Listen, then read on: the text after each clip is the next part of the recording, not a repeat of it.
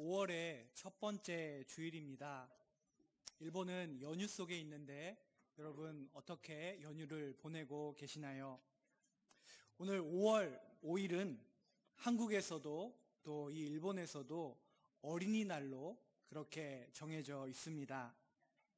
오늘 우리는 어린이 주일로서 함께 예배를 드리면서 교동문에서도 어린 아이들과 같이 되는 것이란 무엇일까 전하는 말씀이 있었고, 또 하나님의 나라, 천국과 그리고 어린아이와 같은 마음이 어떤 관계가 있는지 그런 말씀도 교동문 속에서 우리가 함께 보았습니다. 또 어린아이와 같이 자기를 낮추는 그 사람이 하나님 나라에서는 크다. 또 어린아이를 영접하는 것이 곧 예수님을 영접하는 것이다. 이런 성경이 전하는 어린아이들을 바라보는 그 지혜를 함께 묵상하면서 예배를 드리고 있습니다. 우리들의 이 신앙 공동체 동경교회 안에도 어린아이들이 있습니다. 어린이들을 보면은 어른에 비해 미숙한 모습이 있습니다. 또 힘도 없고 사회 공동체 안에서도 낮은 위치에 있다고 말할 수 있습니다. 그러나 어린이의 모습을 보면서 곰곰이 생각하게 되는 것은 나도 어린이였다라는 사실입니다. 우리 모두가 어린이였다라는 것을 어린이들을 보면서 기억을 하게 됩니다. 이제 스스로를 더 이상 어린이라고 인식하지 않는다 해도 하나님 아버지께서는 우리를 하나님의 자녀, 아들, 딸로 보고 계신다는 것을 성경은 우리들에게 말해주고 있습니다. 오늘 말씀 그리고 복음서의 여러 곳에서 예수님은 하나님, 이 하나님이라는 분을 아버지라고 부르면서 소통하시고 그리고 이 땅에서 아버지의 뜻을 따르는 삶을 사셨습니다. 우리는 예수님을 통하여 하나님의 자녀로서 살아간다는 것이 무엇인지 가장 선한 모델을 예수님을 통하여 보게 됩니다. 오늘 말씀 속에서 예수님은 그 하나님과의 하나님을 아버지라고 부르는 관계 속에서 말씀을 시작하고 계십니다. 오늘 본문의 첫 번째 절인 9절 말씀에 가장 첫 서두를 보면 이렇게 기록되어 있습니다. 아버지께서 나를 사랑하신 것 같이. 복음서의 여러 부분에서 예수님은 하나님을 아버지, 아빠라고 부르시는 그 관계 속에 있다라는 것을 기록하고 있습니다. 물론 예수님께서는 육신의 부모 마리아, 요셉과의 관계도 있으셨을 것입니다. 그러나 그뿐만 아니라 하늘에 계신 아버지 하나님과의 관계 속에서 예수님은 나를 사랑하시는 그 아버지의 사랑을 분명히 체험하셨고 그리고 그 사랑을 알고 계셨다라는 것을 이 9절의 첫 부분을 보면서 알 수가 있습니다. 그런 관계적인 하나님과의 관계 속에서 예수님은 하나님의 자녀이십니다. 우리가 하나님과의 관계 속에서 나를 사랑하시는 그 하나님, 누군가를 사랑하시는 하나님이 아니라 정말 나를 사랑하시는 그 하나님을 체험하면서 스스로의 입술로 나는 하나님의 자녀입니다라고 고백할 수 있다는 것은 우리들의 신앙에 있어서 매우 중요한 토대임을 알 수가 있습니다. 이어서 예수님은 9절 말씀에서 나도 너희를 사랑하였으니 라고 말씀하십니다. 예수님께서 제자들을 그리고 예수님의 사역 가운데 만난 다양한 사람들을 불쌍히 여기시고 사랑하셨다라는 것입니다. 그리고 그 예수님의 사랑의 대상은 더 나아가서 십자가와 부활을 통하여 구원하신 모든 사람들을 향한 사랑이었습니다. 그런데 오늘 이 9절의 말씀은 그 예수님의 사랑의 원천이 바로 아버지의 사랑에 있었다라는 것을 말하고 있습니다. 아버지께서 나를 사랑하신 것 같이 나도 너희를 사랑하였으니, 하나님 아버지로부터 받아서 채워지는 그 사랑으로 예수님은 제자들을 그리고 우리들을 사랑하신다고 말씀하십니다. 그리고 예수님은 나의 그 사랑 안에 거하라라고 9절의 마지막 부분에서 말씀하고 계십니다. 예수님이 하나님과의 친밀한 관계, 아버지라고 부르는 하나님의 자녀로서의 그 관계 속에서 그렇게 하셨듯이 우리가 예수님과의 친밀한 그 관계를 맺어 나아갈 때 우리는 그 사랑 안에 거하고 그 사랑을 갖고 살아갈 수 있다라는 것입니다. 그리고 우리가 그 사랑에 거하면서 그 사랑을 갖고 살아갈 때 우리들이 맺어가는 많은 다른 사람들과의 관계가 새롭게 된다. 우리가 다른 사람들을 보고 대하는 태도가 변하게 된다라는 것을 말하고 있습니다. 예수님은 9절에서 나의 사랑 안에 거하라라고 말씀하시면서 그대로 끝내는 것이 아니라 그렇다면 어떻게 그 사랑 안에 거할 수 있는지를 말씀하고 계십니다. 예수님이 이 요한복음 15장에서 가장 첫 부분은 우리가 잘 알고 있는 포도나무 비유로 제자들에게 말씀하시는 부분인데, 그 포도나무 비유를 통하여 말씀하시고 또 제자들에게 오늘의 본문의 가르침을 전하는 그 상황, 그 맥락을 우리가 이해한다면 예수님께서 이렇게 구체적으로 여러 방법에 대해서 너희는 이렇게 하여라라고 가르치시는 그 의미를 더욱 깊이 알 수 있을 것입니다. 요한복음의 이 15장 이 부분에서 예수님은 언제까지나 제자들의 곁에 있을 수 없다라는 것을 전하려고 하십니다. 그리고 이제 그 제자들이 스스로 설 수 있어야 한다는 것을 전하십니다. 제자들과의 헤어짐, 떨어짐을 앞둔 그 대화를 오늘 본문 속에서 하고 가르치고 계시는 것입니다. 그래서 요한복음을 연구하는 학자들은 이 본문을 farewell discourse, 헤어짐을 준비하시는 예수님의 대화라고 그렇게 말하기도 합니다. 예수님은 제자들이 믿음으로 신뢰로 채워지기를 바라셨습니다. 참된 생명을 붙잡는 방법을 가르치시고 예수님께서 지금까지 행하시고 가르치셨던 것들, 지금의 예수님의 모습, 그리고 앞으로 있을 미래의 그 모든 예수님의 가르치심과 앞으로도 제자들이 항상 연결될 수 있기를, 항상 그 포도나무에 연결된 가지처럼 될 수 있기를 바라시면서 오늘의 본문을 말씀하고 계시는 것입니다. 그런 예수님께서 사랑 안에 거하는 방법을 10절에서 말씀하고 계십니다. 내가 아버지의 계명을 지켜 그 사랑 안에 거하는 것 같이 너희도 내 계명을 지키면 내 사랑 안에 거하리라. 예수님이 말씀하시는 것은 예수님이 친히 해 오셨고 하고 계시고 앞으로도 하실 그 일이었습니다. 그것은 바로 계명을 지키면서 살아가는 것입니다. 구약 성경에서 하나님께서 백성들에게 계명을 주시는데 그 계명은 하나님의 사랑을 담아 그들에게 준 선물과 같은 것이었습니다.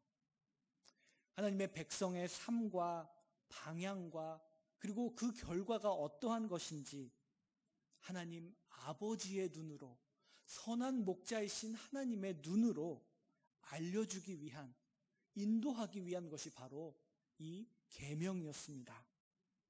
그러나 이스라엘의 오랜 시간과 그리고 그 백성들의 삶, 그곳에서 만들어지는 전통, 그리고 사람들의 해석이 하나님 아버지의 그 참된 계명 안에 있는 뜻을 왜곡시키기도 하고 또 상실시키기도 했습니다.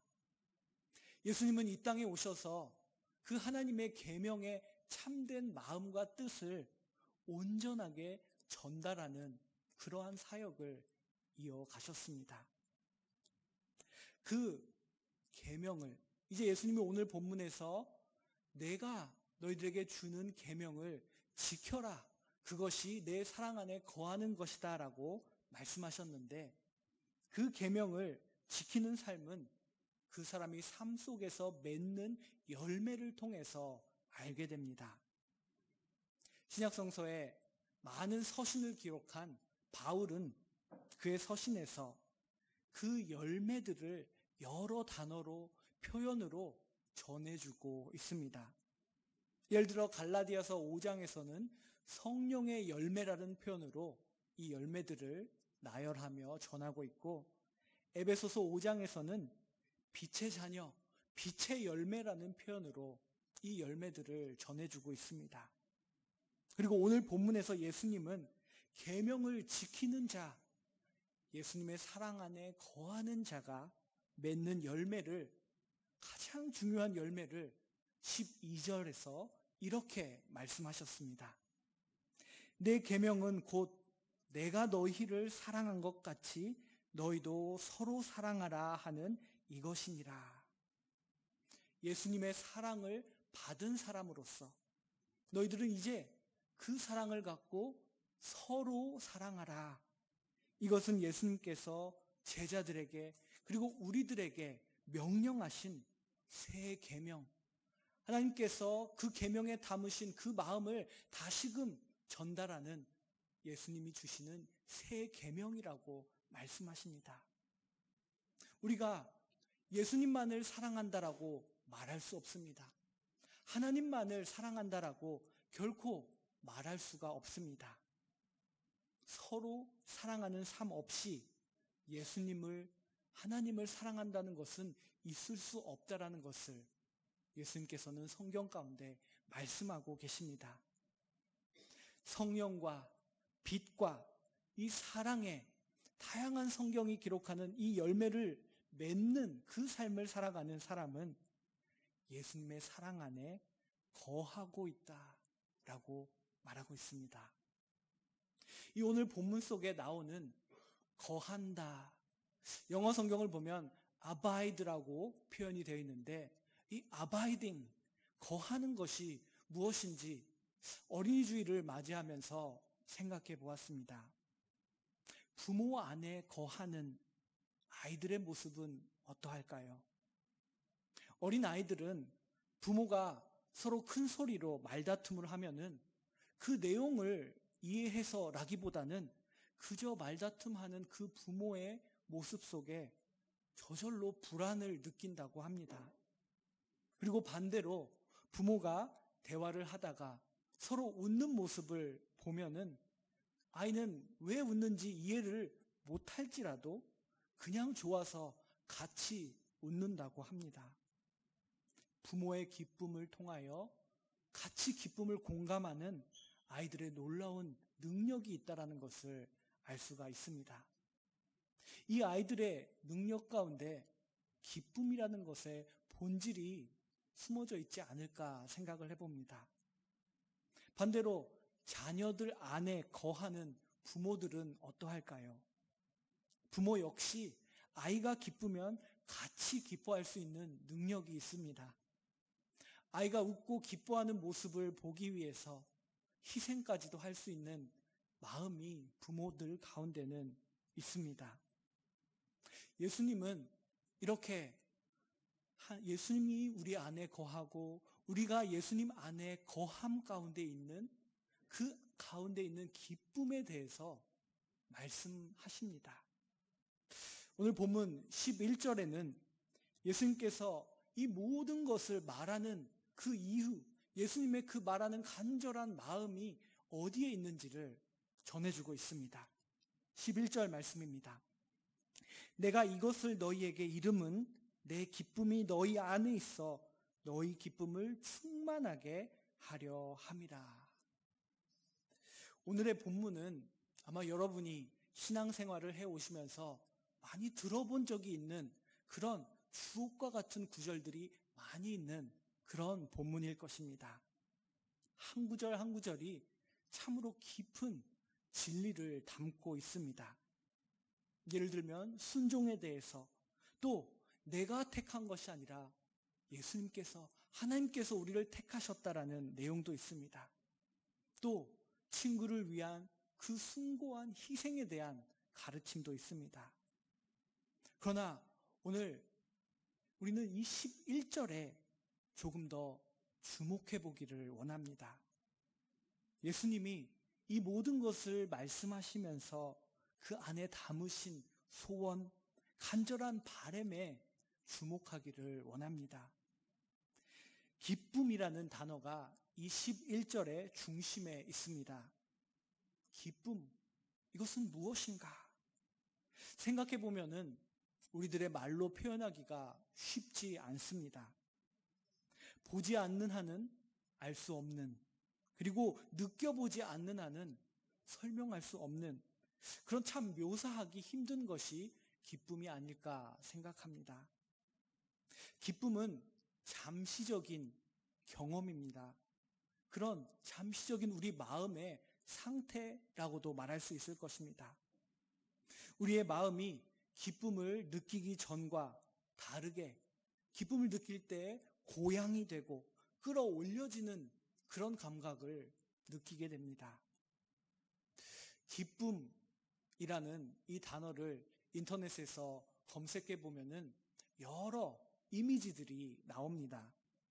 그런데 그 이미지를 여러 개 보다 보면은 공통점을 발견하게 됩니다. 기쁨의 이미지 속에는 움직임이 있다라는 것입니다. 기뻐서 춤을 추는 모습, 기뻐서 뛰어 달려가는 모습, 또 기뻐서 점프하는 그런 모습의 이미지들이 나옵니다. 이런 모습들은 기쁨이 우리 마음속에 솟아났을 때 일어나는 움직임을 전해주고 있습니다. 이처럼 기쁨은 우리를 가만히 있지 못하게 합니다. 그리고 기쁨은 대부분의 경우 그 이미지를 볼 때에 혼자라기보다는 누군가와 함께 그 기쁨을 갖고 공감하는 모습을 보여주고 있습니다. 다음 슬라이드를 보여주시겠습니까? 네, 그 다음 부탁드리겠습니다. 네. 이 기쁨을 제가 검색했을 때 이런 이미지가 나왔습니다. 여러 명이 함께 기뻐서 어떤 물건을 위로 던지면서 손을 뻗고 기뻐하는 모습입니다. 이 기쁨의 이미지를 통해서 볼 수 있는 것은 기쁨의 본질, 기쁨이 갖고 있는 성격이 혼자만 이렇게 담아두고 혼자만 갖는 것이 아니다라는 것을 알 수가 있습니다. 이렇게 말한 사람이 있습니다. 슬픔은 혼자 삼킬 수 있지만 기쁨의 참된 가치를 얻기 위해서는 필히 누군가와 나눠야만 한다. 즉 기쁨은 혼자만의 경험이 아니라 나눔 속에 있는 경험이다라는 것을 알 수가 있습니다. 이런 기쁨에 대한 여러 가지 고찰은 예수님께서 오늘 본문 21절에서 말씀하신 내 기쁨이 너희 안에 있어 너희 기쁨을 충만하게 하려 함이라. 이 말씀이 무슨 의미인지 그것을 이해하는데 도움을 줍니다. 예수님께서는 우리 인간의 경험으로서의 기쁨이 열정적이고 강력한 힘을 갖고 있어서 우리를 움직이게 하지만 그러나 잠시 있다가 사라져버린다라는 것을 알고 계십니다. 때로는 우리가 큰 기쁨을 누리지만 그 기쁨이 사라져버리고 우리 마음속에 허무함, 번아웃되는 그런 상태에 빠지기도 합니다.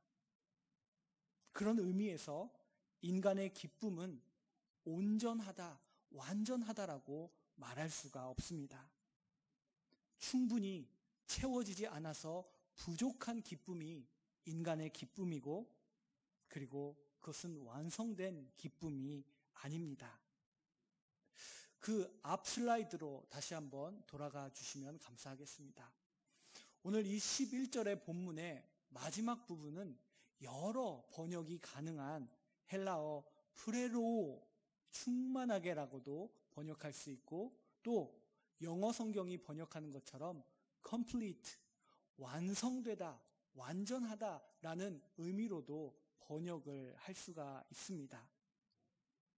예수님께서는 이런 우리 인간들의 완전하지 않은, 충분하지 않은 그 기쁨을, 예수님의 기쁨이 우리 안에 있어서 우리 인간의 기쁨이 온전해지도록, 컴플리트, 완성될 수 있도록 하시기를 원하고 계신다라는 것을 이 11절을 통하여 말씀하십니다. 예수님은 내 기쁨과 너희 사람들의 기쁨, 이 두 기쁨을 말씀하고 계십니다. 예수님께서 나의 기쁨이라고 말씀하시는 이 기쁨은 거룩한 기쁨이라고 말할 수 있을 것입니다. 그 기쁨에 대해서 조금 묘사하고 있는 구절이 오늘 본문 13절입니다. 친구를 위하여 자기 목숨을 버리면 이보다 더 큰 사랑이 없나니. 이 친구를 위하여 자기의 목숨을 버릴 수 있는 그 사랑을 알고 행하신 분이 누구이십니까? 바로 하나님 아버지, 그리고 그분의 독생자 예수님께서 그 일을 행하셨고, 그 일 가운데 거룩한 기쁨이 있었다라는 것입니다. 그러므로 이 기쁨은 거룩한 기쁨입니다. 우리 인간의 완성되지 않은 불완전한 이 기쁨이 예수님의 기쁨 속에 짜여져서, 엮여져서 그 기쁨이 온전하게 된다, 완전하게 된다라고 예수님께서는 오늘 이 11절을 통해서 우리들에게 말씀해주고 계십니다. 기쁨은 우리 인간 안에서 나왔을 때, 그 인간이 만들어낸 기쁨일 때 금세 사라져버립니다. 계속 이어갈 수가 없습니다. 잠시 마음이 고양되는 것 같지만 오래가지 않습니다. 그러나 우리가 예수님 안에 거한다면, 예수님께서 아버지 하나님께 거하는 것처럼 우리가 그분 안에 거한다면, 서로를 사랑함으로써 포도나무에 연결된 가지와 같이 그렇게 살아간다면 그곳에는 생수의 강과 같은 기쁨, 온전한 완성된 기쁨이 있다라고 예수님은 말씀하십니다. 예수님은 이 말씀에 대해서 요한복음 7장 38절에서 그 마르지 않는 생명의 생수의 강을 말씀하시면서 이렇게 말씀하셨습니다. 요한복음 7장 38절의 말씀입니다. 나를 믿는 자는 성경의 이름과 같이 그 배에서 생수의 강이 흘러나오리라. 우리의 부족한 미완성의 기쁨을 생수의 강이 늘 흐르는 그 강과 같이 온전케 해주시는 분이 바로 예수님이다. 나를 믿고 내 안에 거하며 나의 계명, 서로 사랑하라라는 이 계명을 지킬 때에 온전한 기쁨, 생수의 강이 흐를 것이다라고 말씀하고 계십니다. 우리가 주일마다 읽어왔던 사도행전 속에서도 이 기쁨을 발견하는 구절들이 곳곳에 있었습니다. 그것은 바로 복음이 전해진 곳에 그 도성에 임한 기쁨이고, 그곳에 있던 사람들이 느꼈던 기쁨이었습니다. 이 사도행전이 전하는 시대의 사람들도 인간의 기쁨이 다양하게 있었을 것입니다. 그러나 누가가 사도행전에서 전한 그 기쁨은 예수 그리스도의 복음이 전해졌을 때, 예수 그리스도를 믿는 자의 배에서 생수의 강같이 흘러나오는 그 기쁨을 누가 역시 전하고 기록했던 것입니다. 예수님 안에 거하는 자에게 선물로서 기쁨이 주어집니다. 이 사라지지 않는, 끊이지 않는 기쁨을 예수님께서 선물로 주시기를 원하신다라고 말씀하고 계십니다. 예수님은 그분 안에 거하는 것이 예수님의 새 계명을 지키는 것, 순종하고 실천하는 것이다라고 다시금 말씀하시면서 12절에서 반복하십니다. 내 계명은 곧 내가 너희를 사랑한 것 같이 너희도 서로 사랑하라 하는 이것이니라. 이것이 내 계명이니 내 사랑을 너희 가운데 서로 사랑하면서 열매 맺고 실천하며 내 안에 거하라라고 말씀하고 계시는 것입니다. 예수님께서 하신 것처럼 서로 사랑함으로 우리는 열매를 맺을 수 있습니다. 이렇게 서로 사랑하기 위해서는 우리는 나라는 자기 중심에서 우리의 시선을 돌려 밖으로 다른 사람을 향하여 우리의 시선을 돌려야 한다라는 것을 말씀하고 계십니다. 예수님의 말씀하시는 그 열매를 맺는 것, 계명을 지키는 것, 그 계명 서로 사랑하는 것, 예수님의 안에 있을 때에만 그 열매를 맺을 수 있는 열매, 다양한 그 표현과 가르침으로 예수님께서는 제자들에게, 우리들에게 진리를 말씀하고 계십니다. 오늘 우리가 읽은 마지막 절 17절에서 예수님이 얼마나 이것을 전하고 싶으시면 재차 말씀하십니다. 내가 이것을 너희에게 명함은 너희로 서로 사랑하게 하려 함이라. 예수님이 주신 명령, 명하는 것, 그것은 너희가 서로 사랑하는 것이다라고 다시금 강조하며 말씀하십니다. 어쩌면 예수님께서 말씀하시는 이 인간의 기쁨이 아닌 온전한 예수님의 기쁨을 통해서 이루어진 완성된 이 기쁨은 세상이 말하는 세상의 가치관적인 해피엔딩과는 다를 수 있을 것입니다. 예수님께서 십자가에 달리셨을 때 얼마나 많은 세상 사람들이 그것이 행복한 마지막이었다라고 말할 수 있겠습니까? 그러나 예수님은 하나님의 이 가르치심, 하나님의 뜻에 순종하는 삶을 살아가는 가운데 이 거룩한 기쁨이 있었고, 그리고 그 기쁨을 통하여 우리 인간의 기쁨을 온전하게 하시기를 원하신다라고 말씀하십니다. 그 기쁨은 우리가 서로 사랑하기 위해 다가가고 찾아가는 곳에 선물로 주어지는 기쁨입니다. 헌신해야 하지만, 나의 것을 희생해야 하지만, 그러나 예수님 안에 거하기 위해, 그 예수님의 말씀을 지키기 위해 기꺼이 그 대가를 치르고 사랑을 행하는 곳에 그 온전한 기쁨이 있다고 말씀하십니다. 예수님께서는 하나님을 아버지라 부르셨습니다. 그분이 우리를 사랑하셔서 십자가에 달려 죽으시고 부활함으로써, 그분을 믿고 영접함으로써 우리는 죄사함과 의롭다함을 얻었고, 이제 우리 또한 하나님을 아버지라라고 부를 수 있게 되었습니다. 어린이 주일인 오늘 아이들의 모습을 보면서 하나님 안에, 예수님 안에 거하는 하나님의 자녀의 모습을 기억하기를 원합니다.